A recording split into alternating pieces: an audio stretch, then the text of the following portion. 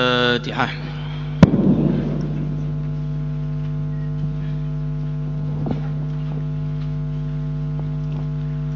الفاتحة.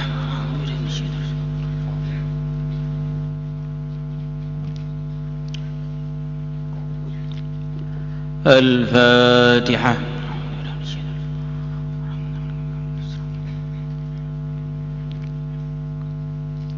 الفاتحة.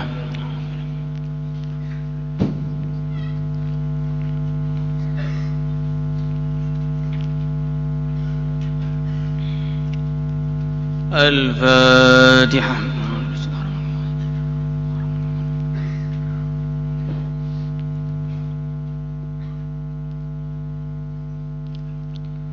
الفاتحة.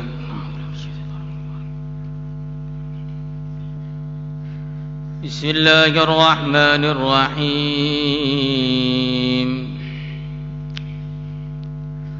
وخرج البزار بإسناده عن أنس رضي الله تعالى عنه عن النبي صلى الله عليه وسلم قال: Inna lillahi, sungguhnya Allah memiliki sayyaratan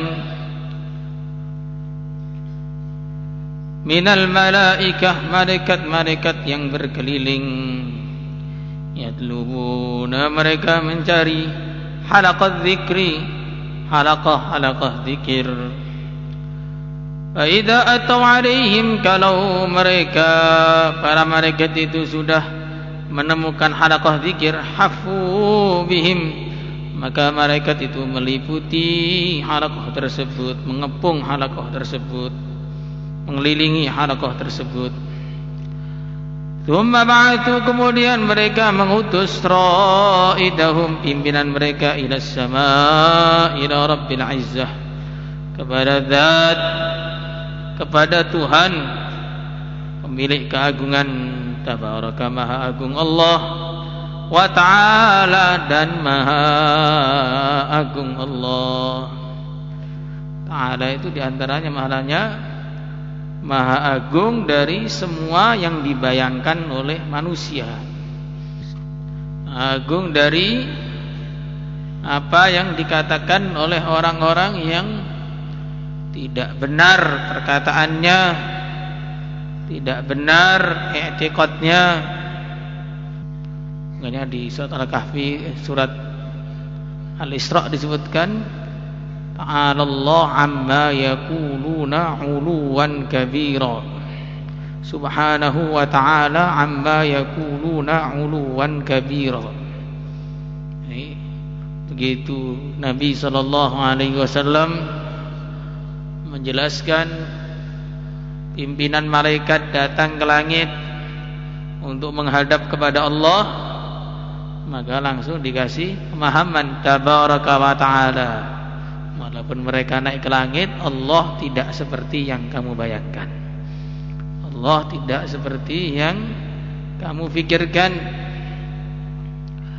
Fayaquluna, maka para malaikat tadi mengatakan, Rabbana, wahai Tuhan kami, ataina, kami datang, ala ibadin, kepada hamba-hamba, min ibadika, dari hamba-hamba engkau, yu'azzimuna ala'ak, mereka mengagung-agungkan keagungan engkau, menyebut-nyebut kemuliaan engkau, nikmat-nikmat engkau.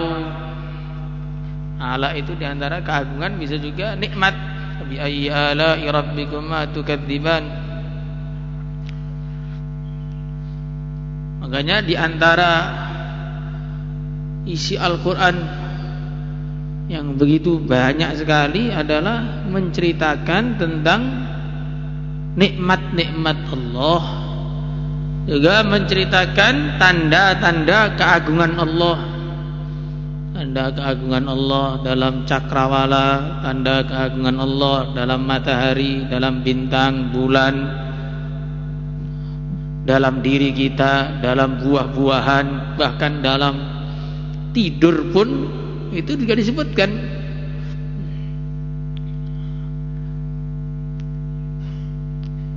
min ayatihi khalqus samawati wal ardi wa ihtilafu alsinatikum wa alwanikum wa min ayatihi manamukum bil lail. Jadi tidur itu juga disebutkan sebagai tanda-tanda keagungan Allah.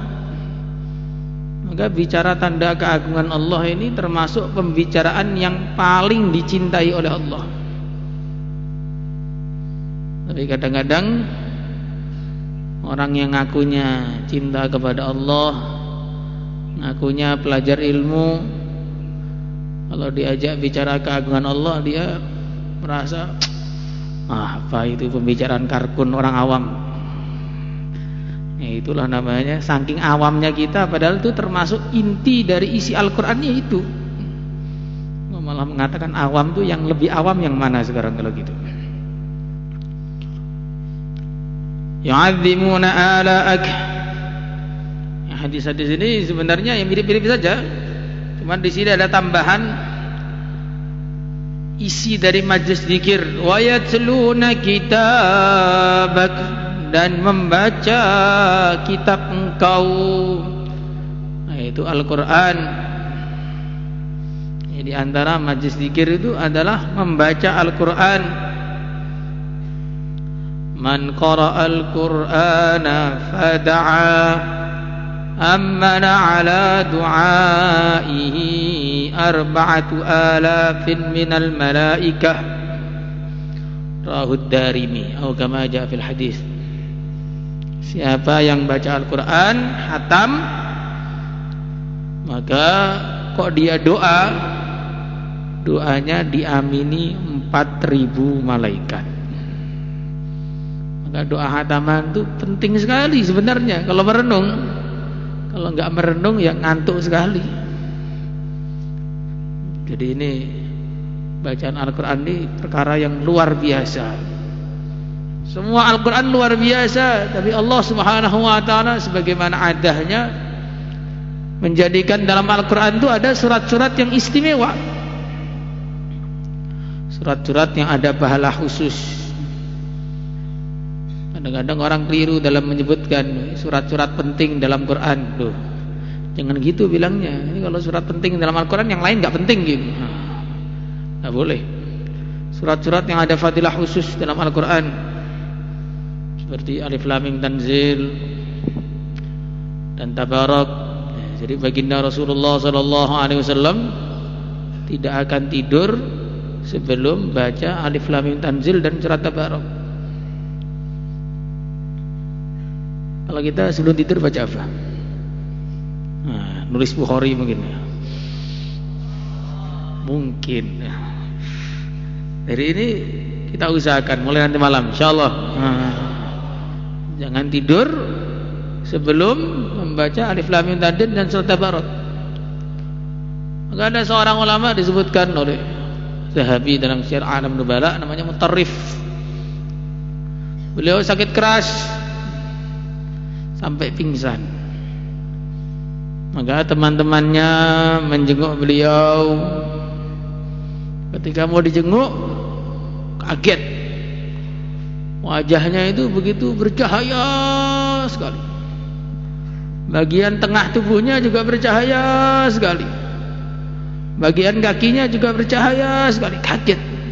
Cahaya apa ini kok ada 3 bagian? Maka beberapa saat kemudian beliau siuman. Temannya pun mulai bertanya, "Tuan, sebenarnya cahaya apa yang menyelimuti Tuan tadi? Kok bisa ada cahaya yang begitu terang di 3 tempat?" Maka Mutarrif mengatakan, itu adalah bacaan Alif Lam Mim Tanzil yang saya baca tiap malam. Itu ada 30 ayat, 10 ayat menjaga kepala saya, 10 ayat menjaga bagian tengah tubuh saya, 10 ayat menjaga bagian kaki saya. Jadi azab mau datang langsung pergi ketakutan. Itu kalau kita pengen gak kena azab. Kalau pengen kena azab ya gak usah dibaca, tinggal gitu aja. La ilaha illallah. Ya, bacaan Quran itu harus dijadikan sebagai amalan. Bagaimana sering diulang. Jangan jadikan bacaan Al-Quran sebagai hafalan, saja. Kalau kita jadikan bacaan Al-Quran sebagai hafalan, nanti kalau sudah hafal langsung gak baca lagi. Sudah kubro, sudah langsung kabair. La ilaha illallah. Wa yusalluna ala nabiyyika Muhammadin sallallahu alaihi wasallam, dan membaca salawat. Fadilah salawat itu banyak. Di antara yang paling mudah, inna awlakum bi yaumal qiyamah aktsaruhum alayya salatan. Orang yang paling dekat duduknya dengan Nabi pada hari kiamat adalah orang yang paling banyak baca salawat. Maka itu di antara kemuliaannya ahli hadis. Orang yang belajar hadis adalah tidak ada golongan ahli ilmu manapun yang lebih sering mendengar nama Nabi kemudian dia membaca salawat melebihi ahli hadis. Makanya kalau kita ini baca hadis, walaupun sudah mungkin hadis yang ke-100 atau ke-200 atau ke-300 yang kita baca hari itu, ya baca salawat terus dengan suara yang pas. Katakan oleh ulama itu bukan dengan terlalu keras, juga bukan dengan terlalu pelan. Kalau terlalu pelan berarti malas-malasan, kalau terlalu keras itu ngambek. Nah, kadang-kadang baca salawat tuh nggak baca. Nah, kalau nanti hadis selanjutnya sallallahu alaihi wasallam, namanya ngambek. Lu dapat pahala kok ngambek bagaimana? Wa yusalluna ala nabiyyika Muhammadin sallallahu alaihi wasallam, membaca salawat. Man nasiya salata alayya faqad ahta'a tariqal jannah. Dalam riwayat Baihaqi, siapa yang lupa baca salawat, sungguh dia telah lupa jalan masuk surga. Wa yas'alunaka, dan mereka meminta kepada engkau, li akhiratihim, untuk akhirat mereka, wa dunyahum, dan dunia mereka. Jadi minta akhirat itu harus lebih dikedepankan daripada minta dunia. Para ulama menggambarkan, kadang-kadang wali-wali Allah, orang-orang yang dicintai oleh Allah, ini kalau minta dunia nggak dikasih oleh Allah. Gambarannya bagaimana? Gambarannya ada orang yang begitu kamu cintai, datang jam 12 malam ketuk pintu. Assalamualaikum. Waalaikumsalam. Ada apa tuan? Mau minta sampah. Apa? Minta sampah. Oh, duduk sini.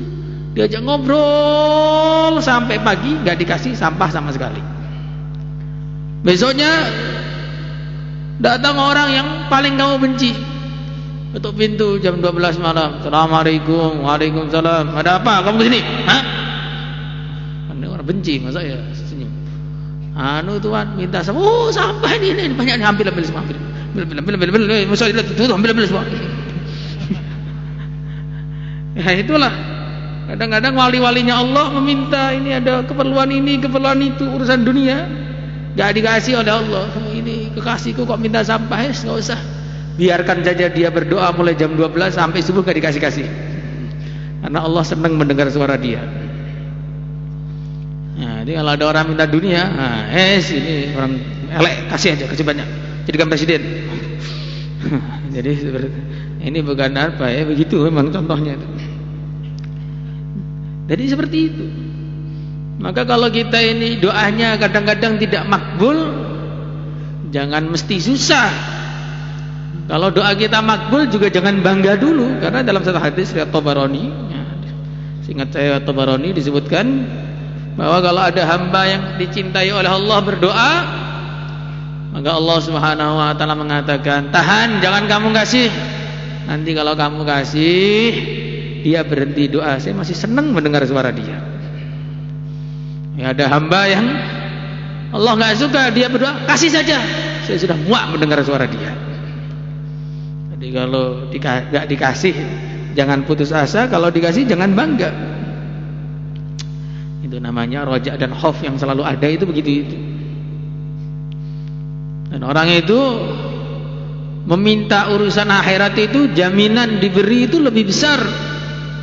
Dalam satu hadis riwayat Hafidz Ad-Dimyati disebutkan bahwasanya Allah berfirman ketika hari raya itu, wahai hambaku, hari raya Idul Fitri, wahai hambaku, kalau kalian minta pada hari ini urusan akhirat, minta apapun saya kasih. Tapi kalau minta urusan dunia, saya timbang dulu cocok atau tidak untuk kamu. Jadi urusan akhirat itu ada jaminan dikasih. Sebagaimana orang minta surga itu ada nanti di belakang. Orang minta surga 3 kali, maka surga akan mengatakan, ya Allah, hambamu telah minta agar dimasukkan ke dalamku. Maka Allah berfirman, ya, dia termasuk ahli surga. Kalau orang minta perlindungan neraka 3 kali, maka Allah neraka akan berfirman, ya Allah, hambamu sudah minta perlindungan dari aku, ya, aku lindungi dia dari kamu. Jadi kalau minta urusan akhirat itu kemungkinan dikasih lebih besar. Gambarannya begini, ada seorang raja datang ke kampung membawa uang yang begitu banyak, bertriliun-triliun, dan membawa emas dan perak, ditaruh di sebelah kanan dia, dan membawa kopi, teh sama air putih, taruh sebelah kiri dia.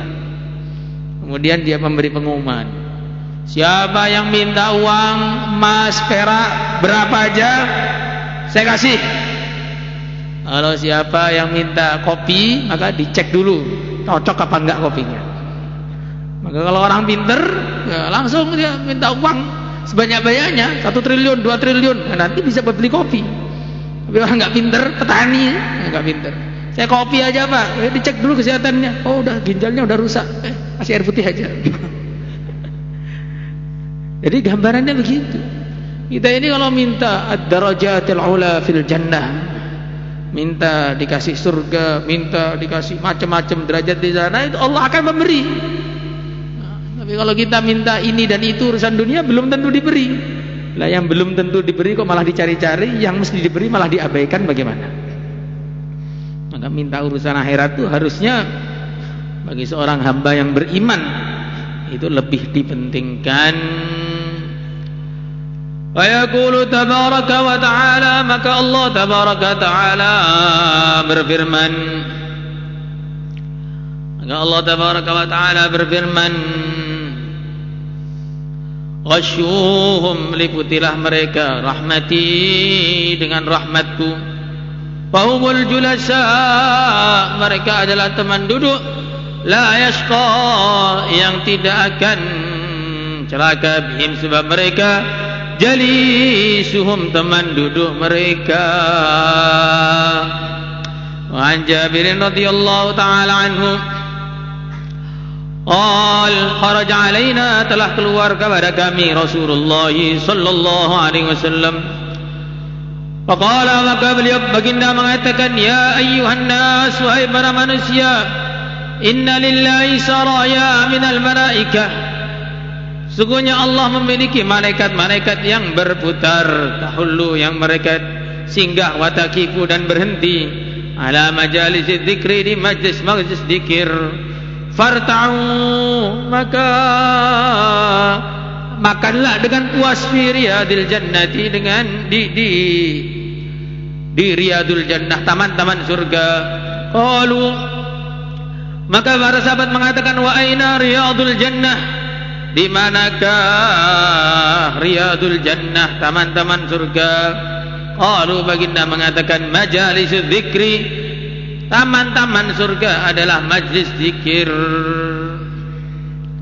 Ya, mungkin di antara maknanya wallahu a'lam, karena orang itu kalau di majlis zikir sama dengan dia sedang membangun surga dia, sebagaimana hadis yang kemarin. Itu yang pertama.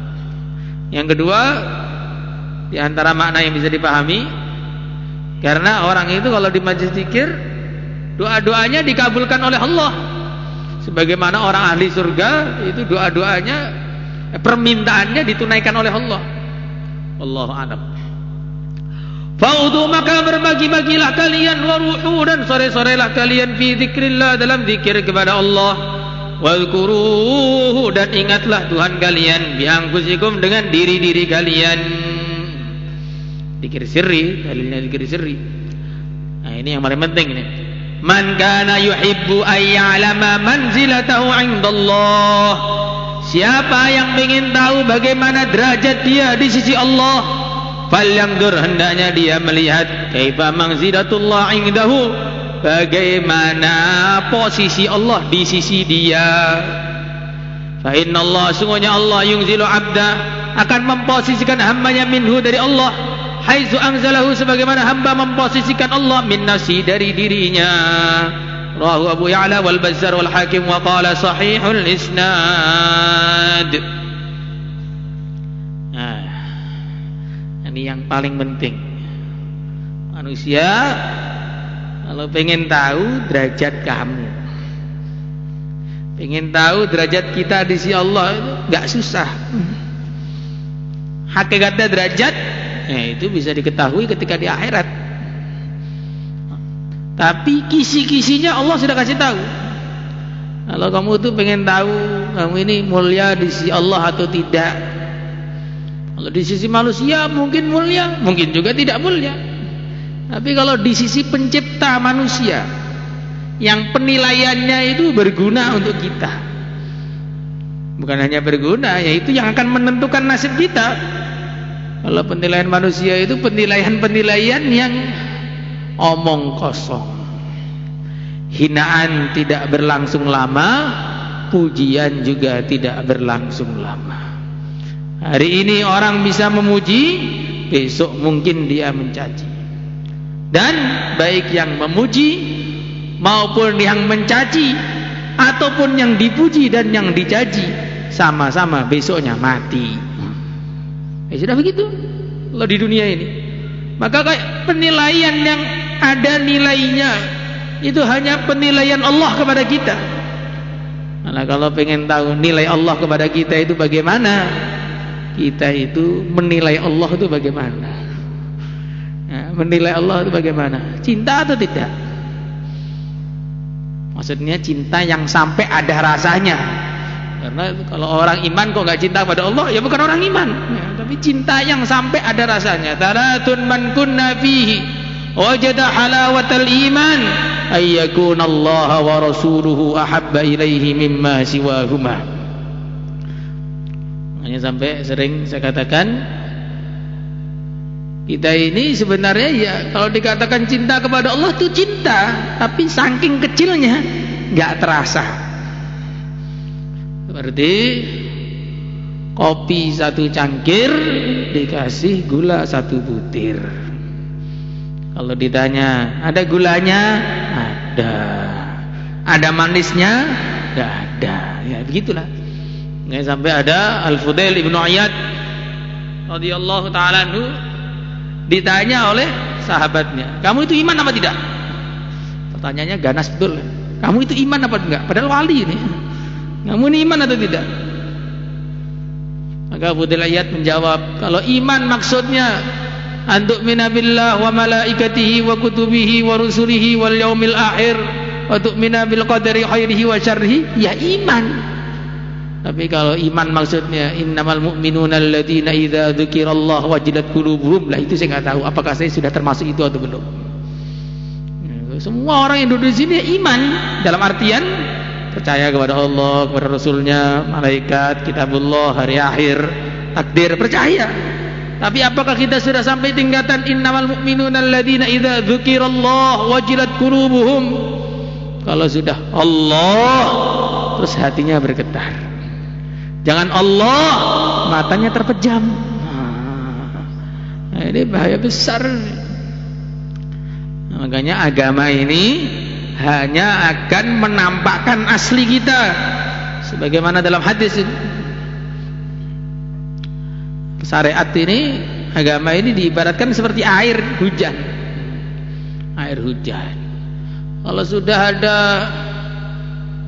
bibit padi, bibit jagung, bibit mangga, bibit kaktus, ya nggak muncul bibitnya, masih di dalam semua. Kalau air hujan datang, maka air hujan ini tidak akan merubah bibit kaktus menjadi bibit mangga. tapi ya hanya akan menampakkan yang ini mangga, yang ini durian, yang ini kaktus. Nah, begitulah kalau agama datang itu akan menampakkan asli kita. Contoh mudahnya, Allahu Akbar, Allahu Akbar, suara adzan. Nah, itu nanti kelihatan aslinya. Mana Abu Bakar, mana Abu Jahal. Ya, yang setelah adzan langsung wudu berangkat ke masjid. Nah, ini berarti termasuk keturunan Abu Bakar dari segi rohani. Tapi kalau sudah dengar adzan masih baru adzan, tenang aja, ngopi dulu, ngopi. Nah, ini berarti nggak tahu ini gimana ini. Nanti sudah akan terus diseleksi sampai komat, diseleksi lagi. Masih ada garis-garis iman sedikit, titik-titik keimanan dalam hati. Wah, komat masjid. Nah, kalau sudah tipis, komat masih panjang waktunya. Qodok pun masih bisa. Allah Maha Pengampun. Ya inilah, berarti kita mah aslinya begitu, kaktus. Duri semua, tidak ada isinya. Hanya kita ini perlu melatih. Agama itu manis, agama itu indah. Tetapi kalau kitanya sakit, maka nggak terasa indah. Al-Imam Al-Ghazali menggambarkan, nah, di depan kamu itu ada semua makanan yang enak. Sate, gulai, krengsengan, kambing bakar, kambing guling, kambing lari, ada semua pokoknya. Sudah makan yang enak itu ada semua. Yang enak asli, kalau rokok nggak ada kan nggak enak deh. Coba orang-orang pecinta rokok itu harusnya dia jangan dikeluarkan lagi asapnya kalau betul cinta. Jadi kalau harus sedot terus nggak usah dikeluarkan, kan cinta butuh pengorbanan.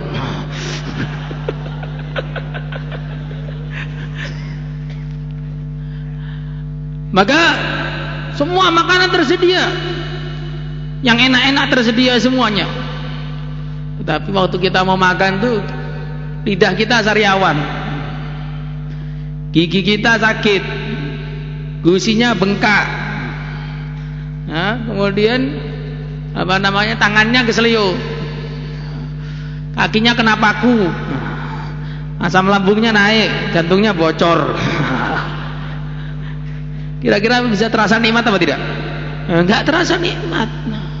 Walaupun makanan itu enak, tapi karena kita itu sakit semua badannya, enggak terasa enak. Nah, begitu juga wiritan itu enak, tapi matanya banyak maksiat, telinganya banyak dengar gibah, kakinya muter waktu masuk kelas, padahal bukan di Ka'bah tapi tawaf. Ya, akhirnya itu yang enggak enak. Suruh sholat sunnah aja enggak bangkit-bangkit. Sholat sunnah. Nah, itu yang sebelah sana itu.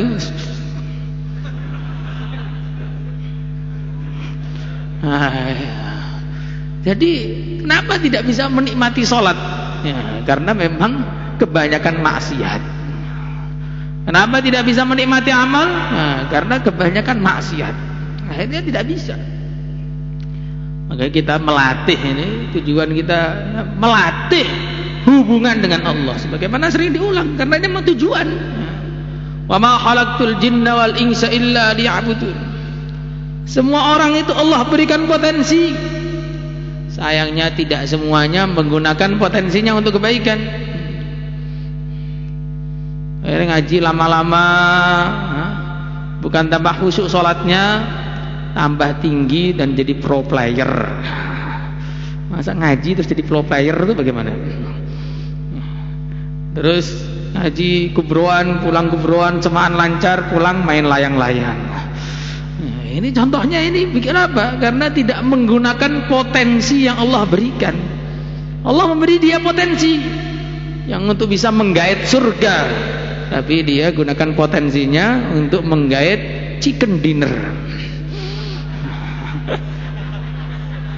Nah, ya coba contohnya begini. Allah Subhanahu wa ta'ala beri dia potensi untuk menggait bidadari, tapi dia jadikan potensinya untuk menjadi wibu. Jadi seperti itu. Allah itu memberikan semua kita potensi. Semua punya pena, semua punya buku, gak buat nulis kitab, ini malah buat nulis curhat harian. itu contohnya itu. Kalau pelajaran suruh nulis bingung, apa sih yang harus ditulis? Tapi kalau nulis curhatan harian panjang, hari ini begini, besok begini, besoknya lagi mati, nggak bisa nulis lagi sudah. Maka ini latihan hubungan dengan Allah. Bagaimana caranya? Ya dengan zikir itu diantara yang pertama kali. Sebagian ulama mengatakan jangan pernah bermimpi untuk bisa punya hubungan dengan Allah yang baik sebelum kuat wiridan mulai tenggelamnya matahari sampai terbitnya matahari. Jadi kita ini kalau kata beliau, kata ulama itu minimal kalau pengen jadi wali itu suruh wiridan mulai habis maghrib sampai habis subuh. Dan manusia punya kemampuan itu. Kalau lagi sedang tanding mabar itu kan berjam-jam ya, kuat. Tapi kalau sudah wiritan sebentar terbuai dengan mimpi, tanpa terasa tasbih sudah jatuh dari jari jemari. Ya, itu kita itu begitu itu. Makanya begitu. Minimalnya sebagian ulama lain meruksoh. Udahlah nggak usah banyak-banyak. Minimal kalau pengen merasakan hubungan dengan Allah, wiritan 4 jam non-stop. 4 jam non-stop, nggak boleh gerak. Duduk langsung konsentrasi. Subhanallah, subhanallah, subhanallah. Bukan bismikallahumma ahya mulainya. Subhanallah, alhamdulillah, la ilaha illallah, wallahu akbar. Itu begitu. Minimalnya melatih hubungan dengan Allah. Karena ada seorang dulu itu ingin berjumpa dengan Uwais Al-Qarani. Ingin berjumpa dengan Uwais Al-Qarani. Maka datang ketika habis sholat subuh, ditunggu masih wiritan, paling isyraq. Nah, ternyata tidak, masih terus wiritan sampai zuhur. Wah, zuhur, sholat. Setelah sholat zuhur, wiritan lagi Uwais Al-Qarani sampai asar. Habis asar lah ditemuin. Ternyata habis asar wiritan lagi sampai maghrib. Habis maghrib lah, maghrib sampai isya. Habis isya lah, isya sampai subuh lagi. 24 jam jadi wiritannya. Habis subuh, maka pas itu Uwais agak ngantuk sedikit, cuma sebentar terkantuk, maka beliau langsung doa, Allahumma inni a'udzubika min ainin nawwamah. Ya Allah, aku minta perlindungan dari mata yang ngantuan. Padahal sudah 24 jam melek itu loh, ngantuk 1 detik merasa ngantuan. Lah kita ini bangun tidur, ku terus tidur, tidak lupa tidur lagi. Sampai kapan? Sampai mati.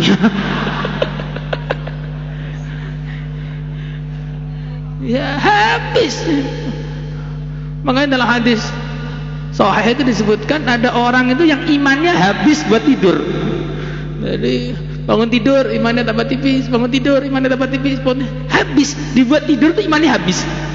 Kalau dibuat tidur umurnya habis kan sudah biasa. Ini dalam hadis sahih. Dibuat tidur imannya habis. Ada orang-orang yang pernah pintar, pernah soleh, pernah hafid Quran, tiba-tiba kok merosot, habis buat tidur ternyata. Nah, sekarang masih pengen tidur lagi? Nggak perlu pengen kok, praktek aja. Kalau ditanya itu semua nggak pengen tidur, tapi kalau pas suruh bangun ya nggak mau bangun. Likullin ila sya'wil ula harakatu, walakin azizun minar rijali thabatu. Semua orang kalau ditanya pasti ingin mendapatkan kemuliaan, tapi jarang mereka tahan untuk menjadi orang yang mulia. Kalau ditanya pengen hafid Quran, pengen. Maksud hafid kapan-kapan. Nah, begitu itu contohnya. Pengen jadi wali, pengen. Tahajud dong. Nah, besok masih libur nih, habis imtihan capek. Tahajudnya nanti besok. Nah, kalau besok sudah nggak ada, ya ditahajudkan. La ilaha illallah, subhanallah, walhamdulillah, wa la ilaha illallah, Allahu akbar, subhanallah, walhamdulillah, wa la Allahu Akbar, subhanallah walhamdulillah. Allahu Akbar, subhanallah walhamdulillah. Allahu Akbar, subhanallah walhamdulillah. Allahu Akbar, subhanallah walhamdulillah. Allahu Akbar, subhanallah walhamdulillah. Allahu Akbar, subhanallah walhamdulillah. Salatullah